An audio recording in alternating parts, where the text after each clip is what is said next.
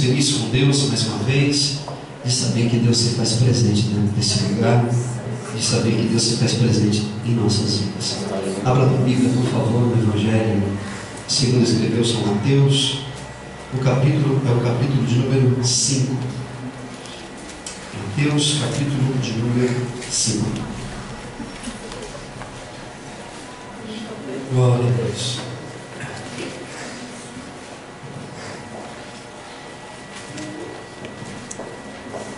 Mateus, capítulo 5.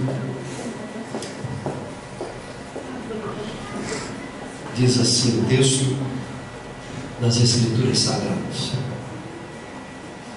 Versículo de número 1. Gostaria de pedir que, enquanto for possível, você puder, não saia do seu lugar, até a gente estar terminando, até a hora do amém. Então, vendo Jesus aquela multidão, subiu ao monte, e assentando-se ali, aproximaram-se dele os seus discípulos. Então Jesus começou a ensiná-los, dizendo: Bem-aventurados os pobres de espírito, porque deles é o reino dos céus. Bem-aventurados os que choram, porque eles serão consolados. Bem-aventurados os mansos, porque eles herdarão a terra. Pode se sentar, irmão. Glória a Deus. Glória a Deus.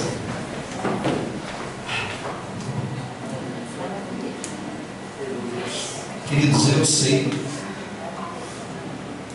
muito bem o que é ter uma casa bagunçada. Eu sei muito bem o que é conviver dentro de um lar desarrumado, meia jogado na sala, toalha molhada em cima do fogão, cueca na pia, sapato dentro do banheiro. Afinal de contas, éramos em 3 irmãos, homens. Pense na bagunça que era aquela casa quando principalmente a mãe não estava em casa. E por causa dessa bagunça, que eu convivi com ela durante muito tempo, eu não apenas, os meus irmãos também, porque eu também era bagunceiro à beça. Por causa dessa bagunça, todas as vezes que a gente ia procurar alguma coisa, engraçado, a gente nunca encontrava. Sabe por quê, né? Todas as vezes que a gente perguntava onde está o meu sapato, ninguém sabia onde estava. Podia procurar na cozinha, porque provavelmente estava lá debaixo do fogão, debaixo da pia.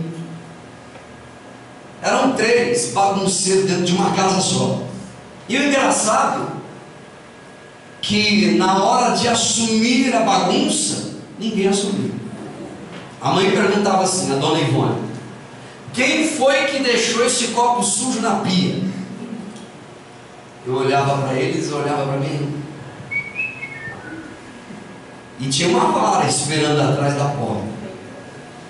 Tinha uma cinta pendurada na porta da cozinha e outra na porta da sala, uma vara, aquela que ela mesma fazia a gente ir lá no meio do mato tirar, para a gente apanhar depois. E ela dizia assim: limpa bem direitinho, tá, meu filho? A vara, porque tinha os galinhos, a gente tinha que limpar. Ela pedia para a gente deixar bem limpinho. Essa daí é para você, vai ficar te esperando. E ela dizia assim: quem foi que deixou a toalha jogada em cima da cama, molhada? Ninguém assumia. Quem foi que deixou o sapato lá no tanque jogado, molhado? Ninguém assumia. Ninguém fez. Eu não fui. O outro irmão mais velho, eu também não. Foi esse daí, ó. Eu olhava para ele, eu sei quem foi. E a gente ia um escondendo na susta do outro. Quem foi? A dona Ivone perguntava: que mijou fora da bacia, essa nojeira? Quem fez xixi fora do vaso? Eram 3 homens. Um olhava para o outro, ninguém assumia. Nunca assumimos. Quem foi que deixou essa cueca cheia de borrô aqui em cima da pia? Aqui? Aí um olhava para o outro, não era ninguém. Nunca ninguém assumia uma bagunça. Agora, é claro que isso refletiu, e com muita intensidade, no nosso futuro. Isso refletiu nas nossas decisões do dia de amanhã. Isso refletiu e muito na nossa caminhada, nos nossos sonhos, nos nossos ideais, nos projetos que a gente tinha para a vida. E como isso refletiu, porque isso fala de mim, isso mostra um pouquinho de mim. É claro que isso não é regra para todo mundo, tem algumas exceções de pessoas que são bagunceirinhas, mas na vida ele consegue resolver algumas coisas melhor do que a casa, do que o quarto bagunçado, a cama bagunçada. Eu vivi muito isso, e isso, como eu disse, refletiu não só nas minhas decisões no meu dia a dia, mas refletiu também nas decisões da vida dos meus irmãos, da minha mãe. Isso só se resolveu com o tempo. Os meninos cresceram um pouquinho. Por que com o tempo isso se resolveu? Porque dizem os inteligentes que com o tempo, com o passar do tempo, acontece aquilo que é chamado de amadurecimento. Bom, eu conheço gente que com o tempo ele não amadureceu, ele continuou bagunceiro, e agora as contas dele estão uma bagunça, a vida dele está uma bagunça, as decisões, ele não sabe o que fazer na vida, que caminho ir, porque as decisões lá atrás, os comportamentos, a vida lá atrás agora comprometeu toda uma trajetória de vida. E o que é que a gente faz com aquela pessoa que mesmo com o tempo as coisas não se resolveram? Aí eu acredito que é preciso um pouquinho de terapia, um pouquinho de aconselhamento, um pouquinho de orientação. Eu acredito que é necessário sentar um pouquinho no divã para poder ouvir o que o doutor, o que o Senhor, o que alguém tem para me dizer. E aqui nós, como igreja, melhor do que o doutor, do que o psicólogo, nós temos o Senhor nas nossas vidas. Então, para você, com todo respeito, muito carinho que eu tenho pela tua vida, e gratidão no meu coração pela tua vida aqui dentro desse lugar, para você que cresceu, ficou grandão, 40 anos de idade, como eu, 50, talvez 60, talvez até os 70, e ainda você não conseguiu ajustar as coisas, eu gostaria de te dar alguns conselhos pensados das Escrituras. Eu gostaria de pegar o que Jesus nos aconselha e entregar para você hoje.